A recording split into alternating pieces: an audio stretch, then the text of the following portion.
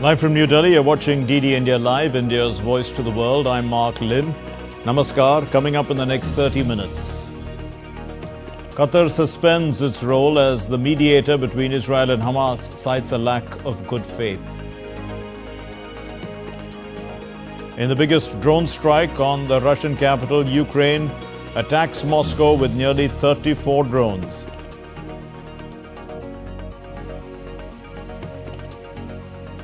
Gunmen attack a bar in a central Mexican city, killing 10 people.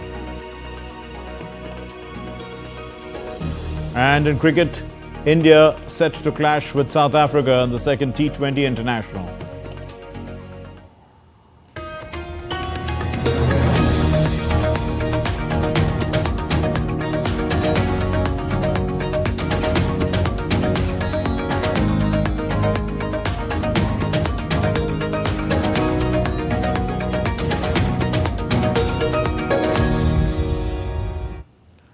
Qatar has suspended its role as a key mediator for a Gaza ceasefire and hostage release deal.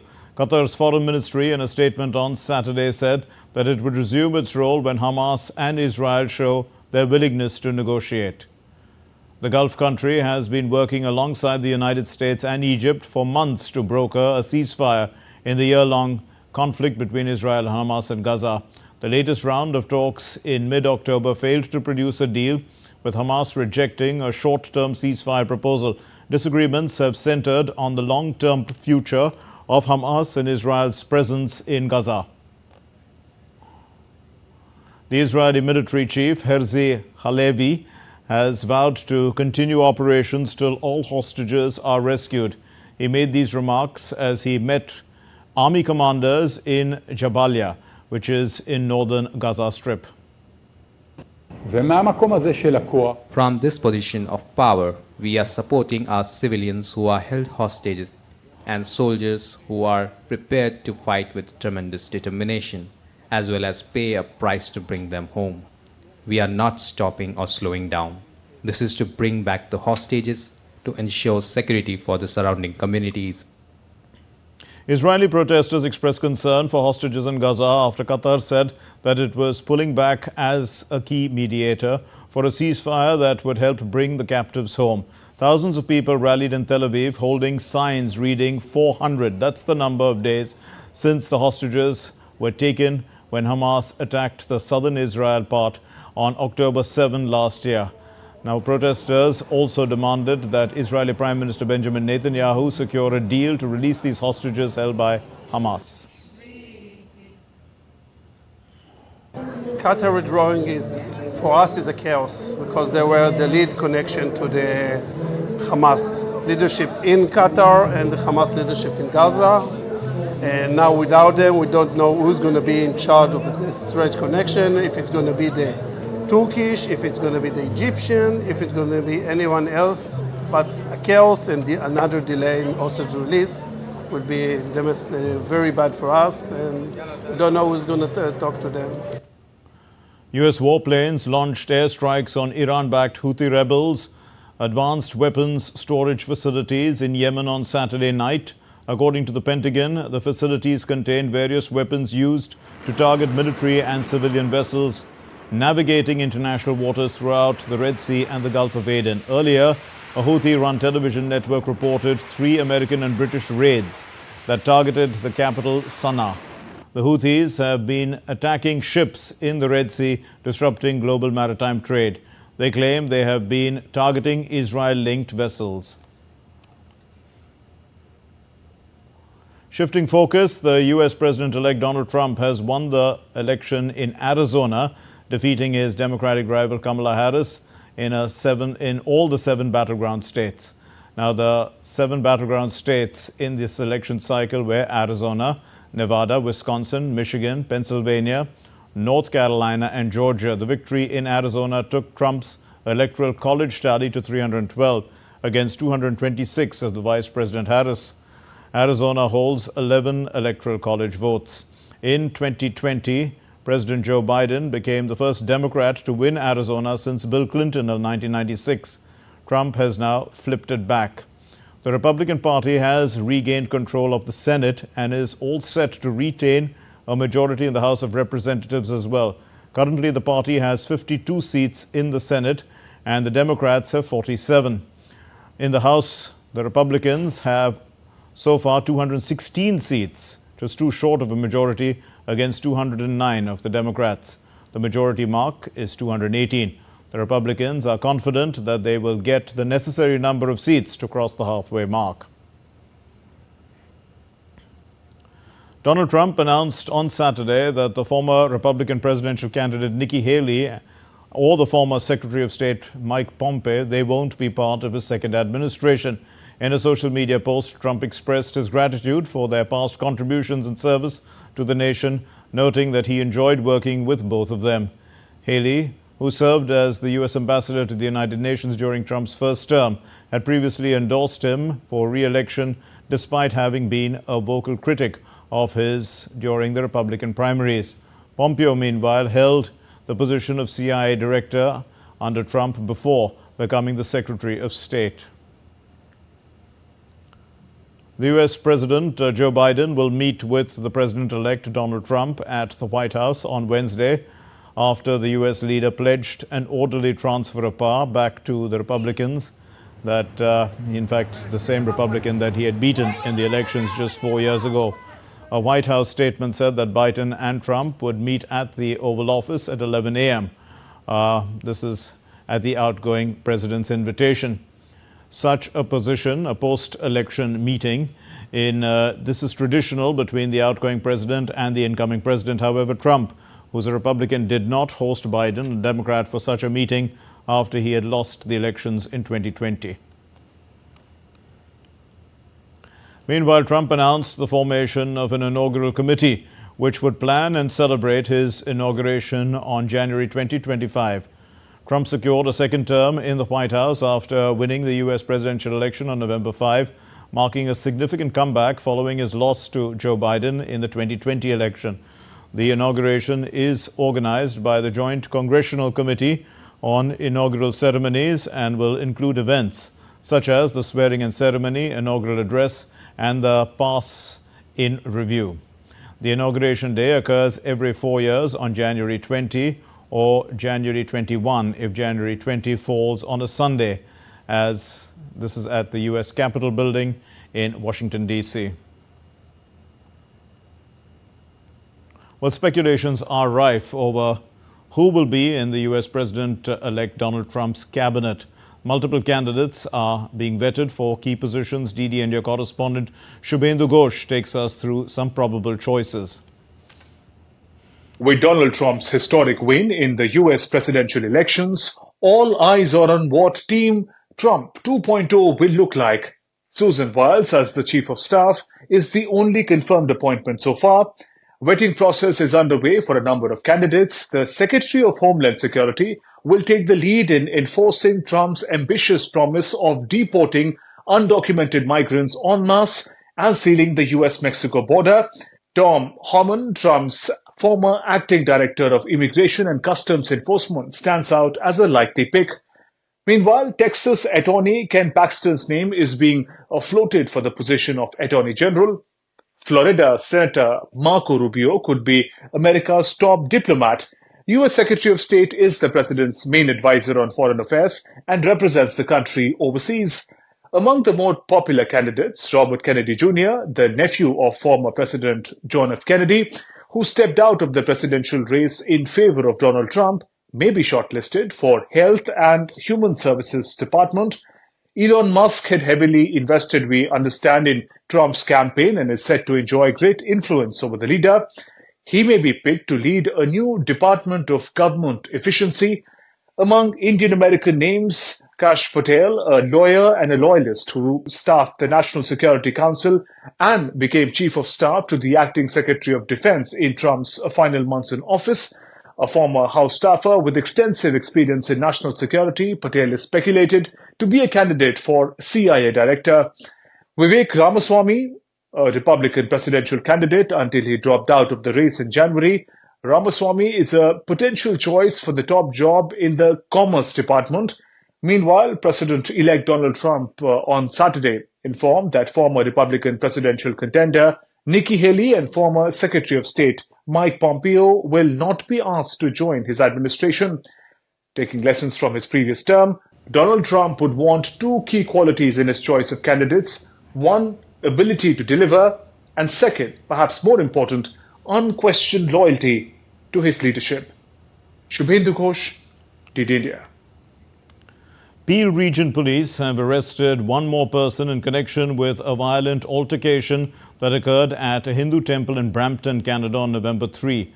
According to an official statement from Peel Region Police, investigation for the investigators from the 21st Division Criminal Investigations Bureau and the Strategic Investigation Team, they have arrested and charged another individual involved with the violent demonstration at a Brampton Mandir. As per the statement, police began investigating several offences that occurred during the demonstration, many of which were captured on video, including individuals using flags and sticks to assault people. Investigators continue to analyze hundreds of videos of the incidents and are working to identify additional suspects involved in criminality and anticipate further arrests.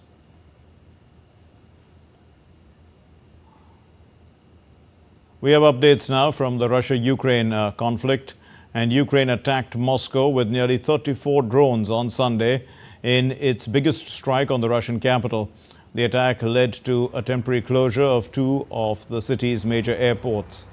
Russia said that it had downed nearly 70 Ukrainian drones over 6 Russian regions, and the Ukrainian military said that it had attacked an arsenal at Bryansk.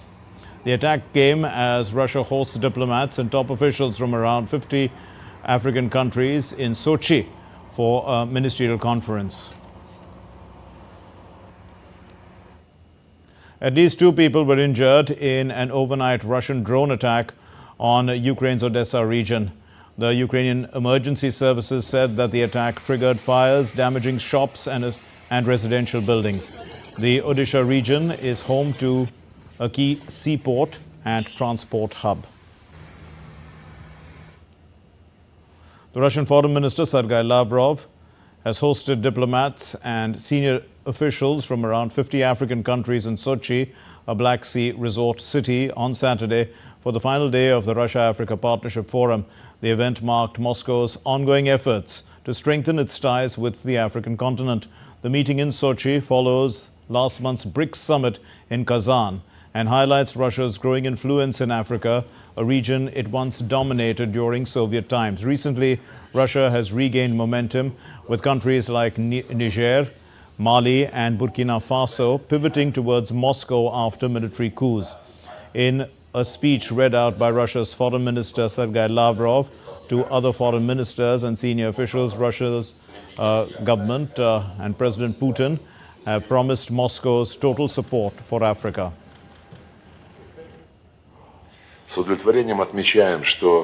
I would like to reiterate that our country will continue to provide total support to our African friends in different sectors, ensuring sustainable development, the struggle against terrorism and extremism, combating epidemics, food problems, and the consequences of natural disasters. Time now for some other news. And migrants attended a mass on the Mexico-US border on Saturday to remember migrants who have died attempting to reach the United States. More than 2 tons of a substance resembling cocaine, more than 2 tons were seized in the Dominican Republic. This shipment was destined for Belgium's port of Antwerp, and it's the country's 2nd largest drug bust to date. The Hollywood musical film Wicked premiered in Los Angeles on Saturday, starring Cynthia Erivo and Ariana Grande. The film is based on Stephen Schwartz's musical by the same name. Still to come here on DD India Live. Tension rises in Dhaka ahead of the Awami League rally.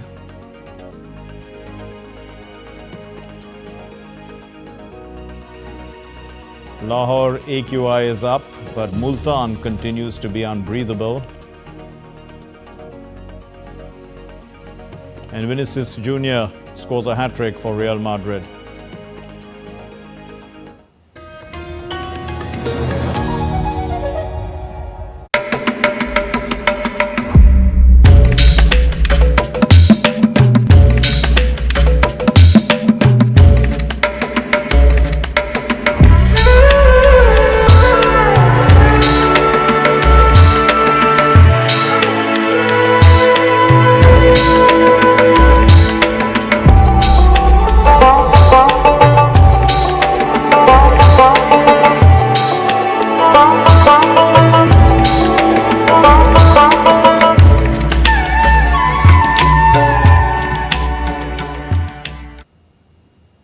You're watching DD India Live. I'm Mark Lynn. Now, gunmen have attacked a bar in the central Mexican city of Querétaro, and they killed 10 people. And the attackers opened fire inside the bar.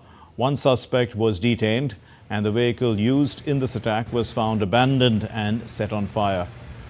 Querétaro is considered one of the safer cities in Mexico, where spiraling violence, much of it linked to drug trafficking and gangs, has seen more than 450,000 people murdered since 2006. Mauritius began voting on Sunday. This is in a close-fought election that has been clouded by a wiretapping scandal in a nation that's usually touted as one of Africa's most stable and prosperous democracies. Campaigning has been tense, and police, they have deployed at polling stations to ensure security. Parties have also promised to tackle a cost of living crisis in the Indian Ocean archipelago. The legislative poll in this country follows a historic agreement last month that saw Britain cede sovereignty of the Chagos Islands to Mauritius following a long-running dispute. In response to the scandal, the authorities on November 1 had announced a social media ban until after the election. But following an uproar this is from the opposition and local media, the decision was called off within 24 hours. The battle for control of the 70-seat National Assembly is being played out between two main blocs, Juggernauts Militant Socialist Movement and its allies, and the Alliance of Change, led by the former Prime Minister Naveen Ramagulam. In Bangladesh, tensions are running high as the Awami League party had announced its first street program since August 5, marking Noor Hossain's day at Shahid Noor Hossain Square in Dhaka on Sunday. The event has sparked counter-rallies by the anti-discrimination student movement at the same location. The Bangladesh Army has arrested hundreds of workers and supporters of the former Prime Minister Sheikh Hasina's Awami League party in a major crackdown ahead of their planned protest against the interim government led by Mohammed Yunus. Dhaka has turned into a fortress with 191 platoons of border guard. Bangladesh, this is where they were deployed across the city and other areas ahead of the protest. Authorities have denied permission for the Awami League to hold this demonstration. As smog blindfolded Lahore and Multan, the air quality index of Lahore soared to unprecedented levels. According to Swiss air quality monitor IQ Air, Lahore's AQI rose to over 400 on Sunday. Of course, it's been much higher than that in the recent past. Multan, on the other hand, became the most polluted city, and it reached a staggering 1,914 on the air quality index.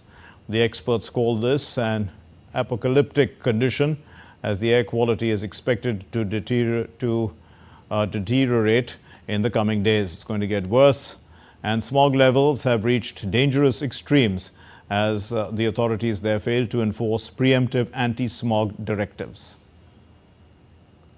The Indian Navy submarine INS Vela arrived in Colombo on Sunday. This is for a 3-day visit. It was accorded a ceremonial welcome by the Sri Lankan Navy. Several team building exercises were planned during the crew In fact, it was planned between the crew of the submarine and the Sri Lankan naval personnel during the visit. This visit is classified as an operational turnaround, where the submarine will replenish provisions the Indian Coast Guard and the Navy ships in submarines. They have been making regular port calls in Sri Lanka as these visits strengthen the bilateral cooperation.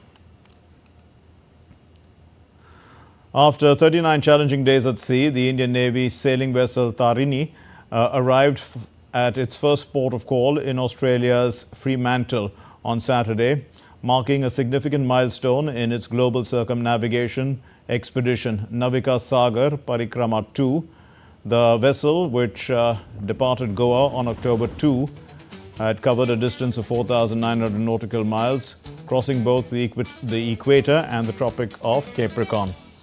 Now, during this 38-day non-stop voyage, the crew led by Lieutenant Commander Dilna K and Lieutenant Commander Rupa A, they faced extreme weather conditions, including winds of up to 40 knots and sea states of 6.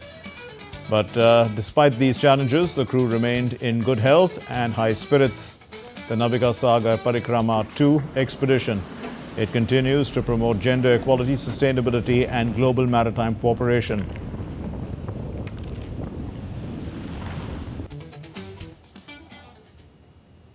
Campaigning is in full swing. India's Prime Minister Narendra Modi is holding back-to-back rallies in poll-bound Jharkhand. Addressing a rally in Bokaro, the Prime Minister said that the government led by Chief Minister Hemant Soren looted Jharkhand. Polls in the state will be held in 2 phases. केंद्र में Bhajpa NDA सरकार बनी तो 10 साल में हमने 3 लाख करोड़ रुपए से अधिक झारखंड को दिया। हमने ये ज्यादा पैसा क्यों भेजा भाई? क्योंकि झारखंड हमने बनाया है तो हम ही तो संवारेंगे। India's Home Minister Amit Shah launched the BJP's manifesto for the upcoming Maharashtra Assembly elections in the western Indian city of Mumbai. Now, Maharashtra's Deputy Chief Minister Devendra Fadnavis, the state BJP chief Chandrasekhar Bavankulep, and also the Union Minister Piyush Goyal, other leaders of the party, they were present on the occasion. The Maharashtra Assembly elections will take place on November 20, with the counting of votes for all the 288 constituencies set for November 23. In Mumbai, the Indian National Congress's President Mallikarjun Kharge, in the presence of senior party leaders, released the manifesto Maharashtra Namma of the opposition alliance Maha Vikas Aghadi. This is for the upcoming Maharashtra State Assembly elections. The External Affairs Minister, Dr. S. Jaishankar, addressed the Silver Jubilee celebrations of the Aditya Birla Scholarships. This happened on Sunday in the national capital. In fact, not in the national capital. This happened in the financial capital, which is Mumbai. Now, the Minister, Jaishankar, stated that Prime Minister Modi was one of the first 3 leaders whom the President-elect of the United States, Donald Trump, had called up. And he said that the Prime Minister has established a good rapport with leaders of many parts of the world. He also mentioned that while many parts of the world are concerned about these results, India is not one of them.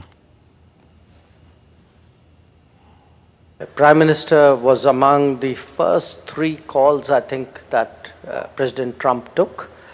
And look, India, Prime Minister Modi has actually built rapport across multiple presidents. When he first came to DC, Obama was the president, then it was Trump, then it was Biden. So, for him, there's something natural in terms of how he forges those relationships. So, that's helped hugely. And I think, the changes in India have helped as well.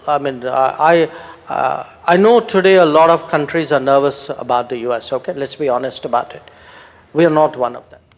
And in sports, the Young Indian Brigade will once again be in action as they clash with South Africa in the second T20 International of the four-match series. This match is taking place in South Africa on Sunday.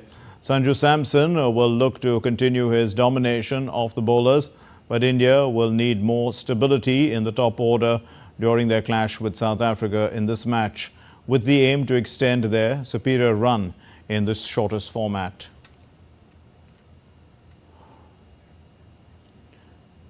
Vinicius Jr. scored a hat-trick to help Real Madrid bounce back from two consecutive home defeats with a 4-0 win over Osasuna in La Liga.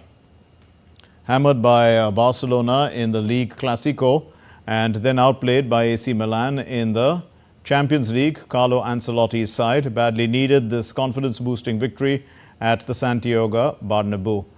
Jude Bellingham scored his first goal for the season, latching on to Asensio's super long ball. Well, that's all we have in this edition of DD India Live, but thanks for watching. And for those of you on the go, you can get the latest news and updates from DD India mobile app. That app is available both on Android and iOS platforms. We'll be back with more news as it breaks here on DD India. Thanks very much for watching DD India Live. Namaskar.